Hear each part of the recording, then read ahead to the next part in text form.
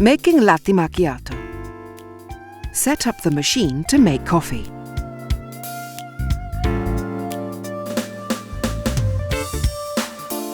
If using tall cups or glasses, reposition the cup holder. Place the cup for latte macchiato under the coffee spout and arrange the milk spout. Vary the froth regulator depending on the amount of froth wanted and type of milk used. Then press Latte Macchiato button.